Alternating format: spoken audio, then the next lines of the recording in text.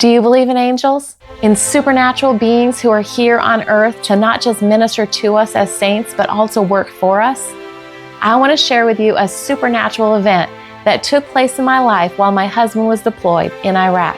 This was back in 2003, so letters came out of sequence and were often very late. One night I woke up and I had a burden to pray, but I didn't know what to pray for, so I did what any spirit-filled Christian should do. I prayed in the Spirit. And while I prayed, I saw soldiers walking across this open field, but instead of their feet touching the ground, I witnessed angels flying next to each one and placing their hand under each foot as it stepped down.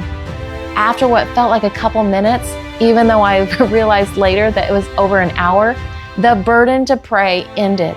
So I went back to sleep and I wrote down the event in my journal the next day.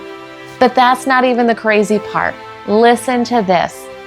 I received a letter in the mail from my husband months later, even though it had been sent only 2 days after the night I was praying.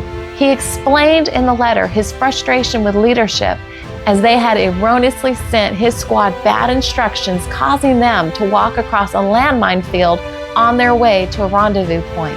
One of the leaders at that point noticed them and immediately yelled at my husband to stop. He explained that he was surrounded by landmines and then told my husband to get his soldiers to walk back out of the landmine field exactly the steps that they took to come in. When my husband and I compared notes from our journals and his letter, we realized that God had woke me up to pray for his squad, and I was dispatching angels to keep their feet from touching the ground. Follow or subscribe for more.